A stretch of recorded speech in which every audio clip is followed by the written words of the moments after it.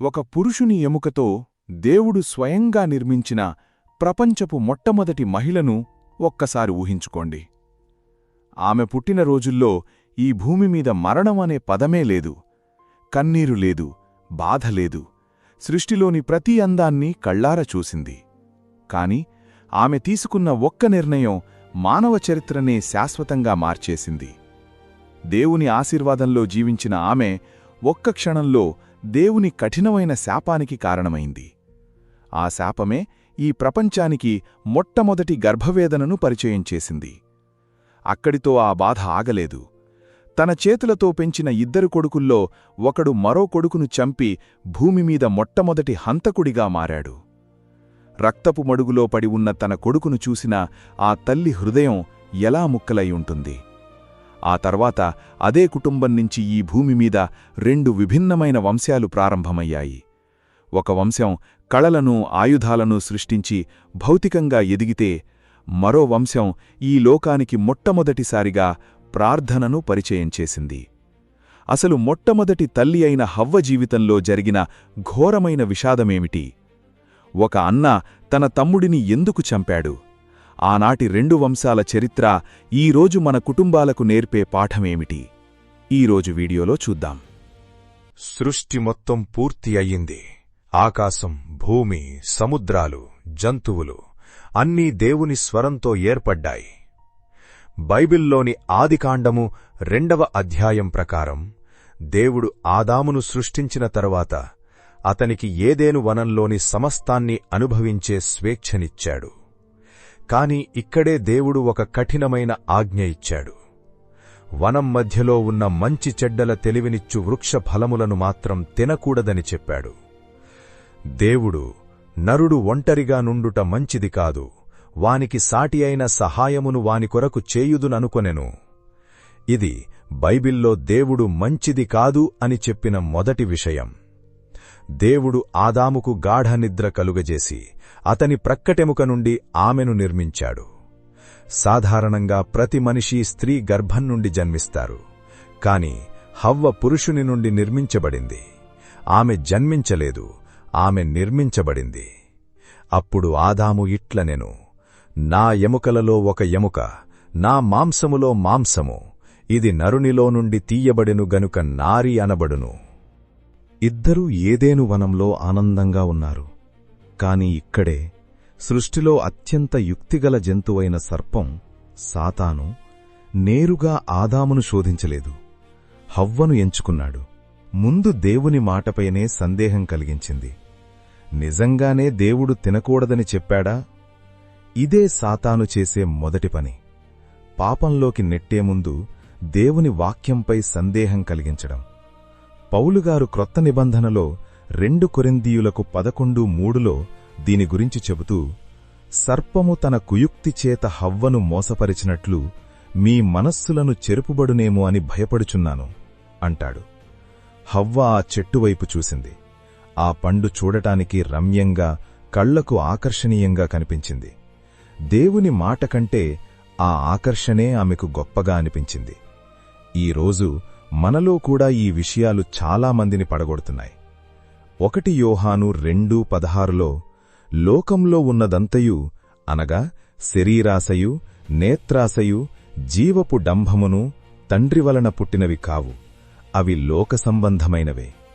1 Timothy 2:14లో, మరియు ఆదాము మోసపరచబడలేదు, గాని స్త్రీ మోసపరచబడి అపరాధంలో పడెను. హవ్వ ఆ పండును కోసి తిన్నది. ఆమె దాని ఫలములలో కొన్ని తీసుకుని తిని తనతో పాటు తన భర్తకును ఇచ్చెను. అతడు కూడా తినెను. బైబిల్ చెబుతోంది, అప్పుడు వారిద్దరి కన్నులు తెరవబడెను. వారు చూసింది దేవుని మహిమను కాదు, తమ నగ్నత్వాన్ని. పాపం చెయ్యగానే అప్పటివరకు వారిని కప్పి ఉంచిన దేవుని మహిమ తొలగిపోయి భయం, అపరాధభావం వారిని ఆవరించాయి. తమ తప్పును, పాపాన్ని కప్పుకోవడానికి అంజూరపు ఆకులు కుట్టి తమకు కచ్చడములను చేసుకొనిరి. కాని ఆకులు వాడిపోతాయి. మనిషి చేసే స్వంత ప్రయత్నాలు దేవుని కన్నుల నుండి పాపాన్ని ఎన్నటికీ దాచలేవు. ఏదేను తోటలో జరిగిన ఈ ఒక్క సంఘటన మానవజాతిని ఎంతలా కుదిపేసిందో క్రొత్త నిబంధనలో అపోస్తలుడైన పౌలు రోమాపత్రిక 5:12-14లో అత్యంత స్పష్టంగా లోతుగా వివరిస్తున్నారు. రోమా 5:12లో ఇట్లుండగా ఒక మనుష్యుని ద్వారా అంటే ఆదాము ద్వారా పాపము ద్వారా మరణము లోకంలో ఎలాగు ప్రవేశించెనో అలాగుననే మనుష్యులందరూ పాపం చేసినందున మరణం అందరికినీ సంప్రాప్తమాయెను. ఒక్క రక్తపు బొట్టులో విషం కలిస్తే అది శరీరమంతా ఎలా పాకుతుందో ఆదాము పాపానికి తలుపు తీశాడు. ఆ తలుపు గుండా మరణం లోకంలోకి అడుగుపెట్టింది. అందుకే పుట్టే ప్రతి మనిషికి ఆ పాప స్వభావం, మరణం జన్మతహా వస్తున్నాయి. పౌలుగారు రోమా 5:14లో ఒక అద్భుతమైన మాటతో ముగించారు. ఆదాము రాబోవువానికి గురుతయ్యుండెను. ఇక్కడ రాబోవువాడు మరెవరో కాదు, మన ప్రభువైన యేసుక్రీస్తు. మొదటి ఆదాము చేసిన ఒక్క తప్పు వల్ల మానవులందరికీ పాపం, మరణం ఎలాగైతే వ్యాపించాయో, రెండవ ఆదామైన యేసుక్రీస్తు శిలువపై చూపిన ఒక్క విధేయత ద్వారా మానవులందరికీ దేవుని కృపా నిత్యజీవం దొరికాయి. ఆదాము మరణాన్ని పంచితే క్రీస్తు జీవాన్ని పంచాడు. చల్లపూట దేవుని స్వరం తోటలో వినిపించింది. అప్పటివరకు దేవుని స్వరం వింటే పరిగెత్తుకుంటూ వెళ్లే ఆ ఇద్దరూ ఇప్పుడు భయంతో చెట్ల మధ్య దాక్కున్నారు. ఆదికాండము 3:8. దేవుడు ఆదామును ప్రశ్నించినప్పుడు ఆదాము పశ్చాత్తాపపడలేదు సరికదా. నాతో ఉండుటకు నీవు ఇచ్చిన ఈ స్త్రీయే ఆ వృక్షఫలం నాకియ్యగా నేను తింటిని అన్నాడు. అంటే పరోక్షంగా దేవుని మీదే నిందవేశాడు. అప్పుడు దేవుడు హవ్వను అడిగితే, సర్పము నన్ను మోసపుచ్చింది అని ఆమె సాతాను మీద నిందవేసింది. ఎవ్వరూ తమ తప్పును అంగీకరించలేదు. అప్పుడు దేవుడు వారికి కఠినమైన శిక్షలు విధించాడు. అందులో హవ్వకు దేవుడిచ్చిన తీర్పు ఒక స్త్రీ జీవితాన్ని శాశ్వతంగా మార్చేసింది. ఆదికాండము 3:16. నీ గర్భవేదనను నీ ప్రయాసమును మిక్కిలి హెచ్చించెదను, వేదనతో పిల్లలను కందువు. కష్టం, నొప్పి అంటే ఏంటో తెలియని హవ్వ శరీరానికి ఈ శాపం ఒక మరణ శాసనం లాంటిది. అందుకే దేవుడు ఆదాముతో ఒక కఠినమైన మాట అన్నాడు. ఆదికాండము 3:17-19. నీవు నీ భార్య మాట విని తినవద్దని నేను నీకాజ్ఞాపించిన వృక్షఫలం తింటివి గనుక నీ నిమిత్తం నేల శపించబడియున్నది. అది నీకు ముండ్ల తుప్పలను గచ్చపొదలను మొలిపించును. నీవు నేలకు తిరిగి చేరువరకు నీ ముఖపు చెమట కార్చి ఆహారం తిందువు. అంతకుముందు ఏదేను వనంలో ఆదాము చెయ్యి చాపితే చాలు రకరకాల పండ్లు సులభంగా దొరికేవి. పనిలో ఎలాంటి అలసటా లేదు. కాని పాపం చేసిన తరువాత చెమటోడ్చి కష్టపడితే తప్ప బ్రతకలేని భయంకరమైన భారాన్ని, ప్రయాసను మనిషి మోయాల్సి వచ్చింది. అప్పుడు దేవుడు స్వయంగా ఒక అద్భుతమైన పని చేశాడు. ఆదికాండము 3:21. దేవుడైన యెహోవా ఆదామునకును అతని భార్యకును చర్మపు చొక్కాయలను చేయించి వారికి తొడిగించెను. వారు ఏదేను వనం నుండి గెంటివేయబడ్డారు. వనంలోకి ఎవరూ ప్రవేశించకుండా దేవుడు ఒక కట్టుదిట్టమైన భద్రతను ఏర్పాటు చేశాడు. ఆదికాండము 3:24. అట్లు ఆయన ఆదామును వెళ్లగొట్టి ఏదేను వనమునకు తూర్పు దిక్కున కెరూబులను, జీవవృక్షమునకు పోవు మార్గమును కాపాడుటకు ఇటూ అటూ తిరుగుచున్న ఖడ్గజ్వాలను నిలువబెట్టెను. ఒక్కసారి ఊహించుకోండి, ఆదాము హవ్వలు తిరిగి వెనక్కి చూసినప్పుడు ఒకప్పుడు వారు స్వేచ్ఛగా ఆడుకున్న ఆ వనం ద్వారం దగ్గర ఇప్పుడు భయంకరమైన అగ్నిజ్వాలలు, ఫ్లేమింగ్ స్వార్డ్, 4 వైపులా తిరుగుతూ దారిని మూసివేశాయి. దానితో పాటు కెరూబులు, చెరుబిం కాపలా ఉన్నారు. యెహెజ్కేలు 10:4లో కెరూబుల చుట్టూ దేవుని మహిమ ఎలా ఆవరించి ఉంటుందో ప్రవక్త వివరిస్తాడు. అలాంటి భీకరమైన దూతలను మరియు ఎవరినైనా దహించివేసే అగ్ని ఖడ్గాన్ని దేవుడు ఆ ద్వారం దగ్గర పెట్టాడు. అంటే దీని అర్థం పాపం చేసిన మనిషికి, పరిశుద్ధుడైన దేవుని సన్నిధికి అంటే ఏదేనుకు మధ్య ఉన్న ద్వారం శాశ్వతంగా మూయబడింది. దేవుని శాపం ప్రకారం హవ్వ అత్యంత భయంకరమైన, వర్ణనాతీతమైన ప్రసవవేదన అనుభవించి మొదటి కుమారుడు కయీనుకు జన్మనిచ్చింది. అప్పుడామె ముఖంలో కన్నీళ్లతో కూడిన సంతోషం, యెహోవా దయవలన నేను ఒక మనుష్యుణ్ణి సంపాదించుకొంటినెను. ఆ తర్వాత మళ్లీ అదే వేదన భరించి రెండో కొడుకు హేబేలుకు జన్మనిచ్చింది. దేవుడు శిక్షించినా ఆయన పట్ల ఆ తల్లికున్న కృతజ్ఞతకు ఇది నిదర్శనం. పిల్లలు పెద్దవారయ్యారు. కయీను భూమిని సేద్యం చేసేవాడు, అంటే రైతు. హేబేలు గొర్రెల కాపరి. కొంతకాలం తర్వాత వారు దేవునికి అర్పణలు తీసుకొచ్చారు. కయీను తాను పండించిన పంటను తెచ్చాడు. హేబేలు తన మందలో తొలిచూల్న పుట్టిన క్రొవ్విన గొర్రెలను తెచ్చాడు. బైబిల్ చెబుతుంది, దేవుడు హేబేలు అర్పణను లక్ష్యపెట్టాడు, కాని కయీను అర్పణను తిరస్కరించాడు. దేవుడు ఎందుకిలా చేశాడు? దేవునికి పండ్లు, కూరగాయలు ఇష్టం లేదా? కాదు, ఇక్కడ ఒక లోతైన రహస్యముంది. హెబ్రీయులకు 11:4. విశ్వాసమును బట్టి హేబేలు కయీను కంటే శ్రేష్టమైన బలి దేవునికి అర్పించెను. హేబేలు దేవుడు చెప్పిన మార్గంలో విశ్వాసంతో బలి అర్పించాడు. కయీను మాత్రం దేవుని మార్గాన్ని కాదని తన సొంత కష్టాన్ని దేవుని ముందు పెట్టాడు. దేవునికి మనిషి అహంకారం నచ్చదు. పశ్చాత్తాపంతో కూడిన విశ్వాసమే కావాలి. తన అర్పణ తిరస్కరించబడేసరికి కయీను హృదయంలో అహంకారం దెబ్బతింది. తమ్ముడి మీద కోపం, అసూయ కట్టలు తెంచుకున్నాయి. బైబిల్ చెప్తోంది, కయీనుకు మిక్కిలి కోపము వచ్చి అతడు తన ముఖము చిన్నబుచ్చుకొనెను. ఆదికాండము 4:5.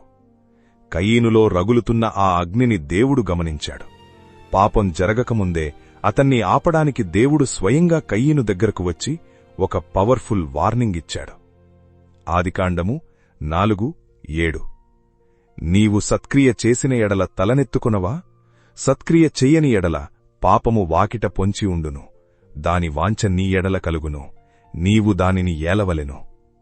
క్రొత్త నిబంధనలో యాకోబు భక్తుడు యాకోబు 1:15లో పాపం ఎలా పుడుతుందో అద్భుతంగా వివరిస్తాడు. దురాశ గర్భము ధరించి పాపమును కనగా పాపము పరిపక్వమై మరణమును కనును. కయీను హృదయంలో పుట్టిన అసూయ అనే దురాశ ఇప్పుడు మరణానికి జన్మనివ్వబోతోంది. దేవుడు స్వయంగా వార్నింగ్ ఇచ్చినా కయీను వినలేదు. పాపం అతని కళ్లను కప్పేసింది. ఒకరోజు ఉదయం కయీను తన తమ్ముడైన హేబేలు దగ్గరకు వెళ్లి మాటల సందడిలో మనం పొలంలోకి వెళదాంరా అని నమ్మించి తీసుకెళ్లాడు. ఆ పొలంలో ఎవ్వరూ లేరు. ఒక్కసారిగా కయీను తన సొంత తమ్ముడిమీద దాడి చేశాడు. ప్రాణంగా ప్రేమించాల్సిన చేతులు తమ్ముడి ప్రాణాలు తీశాయి. ఆదికాండము 4:8. ఈ భూమిమీద మొదటిసారిగా మనిషి రక్తం చిందించబడింది. అది శత్రువు రక్తం కాదు, సొంత తమ్ముడి రక్తం. ఒక్కసారి ఆదాము హవ్వల పరిస్థితి ఊహించండి. ఒక కొడుకు శవమై పడి ఉన్నాడు, ఇంకో కొడుకు హంతకుడిగా మారిపోయాడు. హత్య చేసి ఏమీ ఎరగనివాడిలా ఉన్న కయ్యను దగ్గరికి దేవుడొచ్చాడు. కయ్యను, నీ తమ్ముడైన హేబేలెక్కడా అని అడిగాడు. దేవునికి తెలియక కాదు, కయ్యను కనీసం ఇప్పుడైనా పశ్చాత్తాపడి తప్పు ఒప్పుకుంటాడేమో అని దేవుడు అవకాశమిచ్చాడు. కాని కయ్యను అత్యంత అహంకారంతో ఏమన్నాడో తెలుసా? నాకు తెలీదు, నేను నా తమ్మునికి కావలివాడనా అని దేవునికే ఎదురు సమాధానమిచ్చాడు. ఆదికాండము 4:9. అప్పుడు దేవుడు తన తీర్పును ప్రకటించాడు. ఆదికాండము 4:10. నీవు చేసిన పనేమిటి? నీ తమ్ముని రక్తపు స్వరము నేలలో నుండి నాకు మొర్రపెట్టుచున్నది. చిందించబడిన హేబేలు రక్తం నేలలో కలిసిపోలేదు. అది న్యాయం కోసం దేవుని వైపు చూసి కేకలు వేసింది. అందుకే పౌలుగారంటారు, హెబ్రీయులకు 12:24, హేబేలు రక్తము కంటే శ్రేష్టముగా పలుకు క్రీస్తు రక్తం దగ్గరకు మీరు వచ్చియున్నారు. క్రీస్తు రక్తం క్షమాపణను పలికింది. హేబేలు రక్తాన్ని తాగిన ఆ నేలమీద కయ్యీనుకు ఇక ఉనికి లేకుండా దేవుడు శపించాడు. నీవు భూమిని సేద్యపరుచునప్పుడు అది ఇకమీదట తన సారమును నీకియ్యదు. నీవు భూమిమీద దిగులుపడుచు దేశదిమ్మరివయ్యుందువు అని దేవుడు చెప్పాడు. ఆదికాండము 4:11-12. భూమిమీద ఏ మనిషి ఎదురైనా తన్ను చంపేస్తాడనే భయంతో కయ్యీను వణికిపోయాడు. ఎవరూ తన్ను చంపకుండా దేవుడు అతనిమీద ఒక గురుతు, మార్క్ ఆఫ్ కెయిన్ వేశాడు. అలా కయ్యీను దేవుని సన్నిధి నుండి బయలుదేరాడు. నోదు అను దేశంలో కాపురమున్నాడు. దేవుని సన్నిధికి దూరమై భౌతికమైన సౌందర్యము, ఆస్తులు ఎన్ని సంపాదించినా అది శాపగ్రస్తమైన జీవితమే అని కయ్యీను వంశం నిరూపించింది.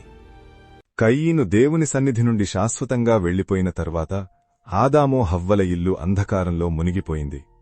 ఒక కొడుకు సమాధిలో ఉన్నాడు, ఇంకో కొడుకు శపించబడి దూరమయ్యాడు. ఆ తల్లి గుండెకోత వర్ణనాతీతం. ఆ చీకటి రోజుల్లో దేవుడా కుటుంబం పట్ల తన అపారమైన దయను చూపిస్తూ హవ్వకు మరో అవకాశమిచ్చాడు.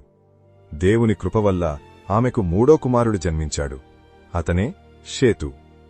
షేతు అనగా నియమించబడినవాడు లేదా ప్రతిగా ఇవ్వబడినవాడు.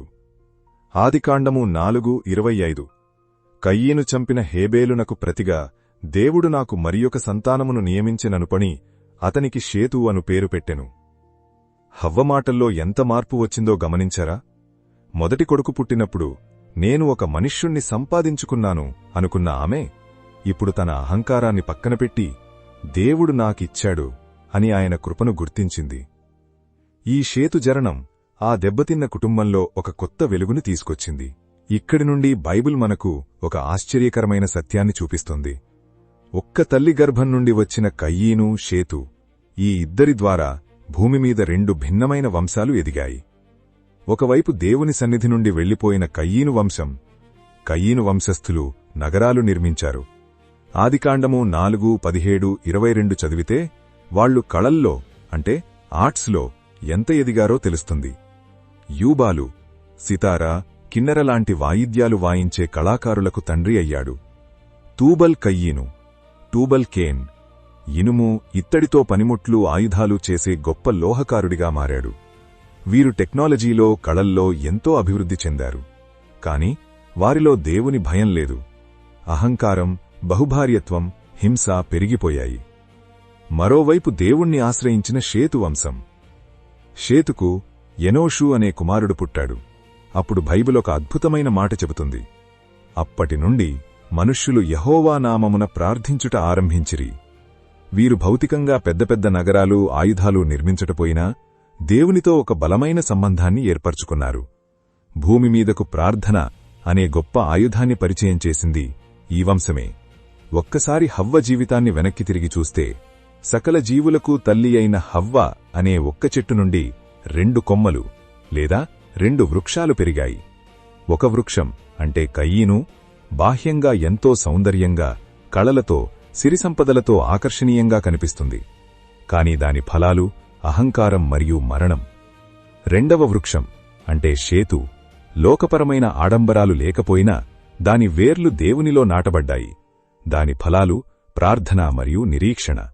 ఈ షేతు వంశంలో నుండి నోవహు, అబ్రహాము, దావీదు, చివరకు మన రక్షకుడైన యేసుక్రీస్తు కూడా వచ్చారు. ఏదేను వనం నుండి పుత్రశోకం వరకు హవ్వ చేసిన ప్రయాణం నేటి మన కుటుంబాలకు ఎన్నో గొప్ప జీవిత సత్యాలను నేర్పుతోంది. ఆకర్షణకు లొంగిపోవడం. దేవుని మాట కంటే కంటికి కనిపించే అందానికే హవ్వ ప్రాధాన్యత ఇచ్చింది. తప్పును అంగీకరించకపోవడం. పాపం చేసిన వెంటనే పశ్చాత్తాపపడకుండా సర్పం మీద నెపం వేసింది. అన్ని కష్టాలు, శాపాలు, ప్రసవ వేదనలు అనుభవించినా దేవునిమీద తిరుగుబాటు చెయ్యలేదు. షేతు పుట్టినప్పుడు ఆమె దేవుని కృపను సంతోషంగా అంగీకరించింది. దేవుని శాపం వల్ల అత్యంత కఠినమైన ప్రసవ వేదనను భరించి కూడా మానవజాతిని వృద్ధి చేసింది. మనకు ఎదురయ్యే ప్రశ్న: మన జీవితాల్లో కూడా బాహ్య సౌందర్యం కంటే దేవుని సన్నిధి ఉండటమే నిజమైన వైభవం అని ఈరోజు మనం తెలుసుకున్నాం. కయీను వంశంలాగా మన పిల్లలకు కేవలం డబ్బు, చదువు, కళలు ఇచ్చి వదిలేస్తున్నామా? లేక షేతు వంశంలాగా దేవునిమీద ఆధారపడటం, ప్రార్థన నేర్పిస్తున్నామా? తల్లిదండ్రులుగా మనం దేనికి ప్రాముఖ్యత ఇస్తున్నాం? ఈ వీడియో మీ ఆత్మీయ జీవితానికి ఉపయోగపడితే ఖచ్చితంగా లైక్ చేయండి, షేర్ చేయండి. ఇలాంటి లోతైన బైబిల్ వాస్తవాల కోసం మన ఛానల్ని సబ్స్క్రైబ్ చేసుకోండి. దేవుడు మిమ్మల్ని దీవించునుగాక.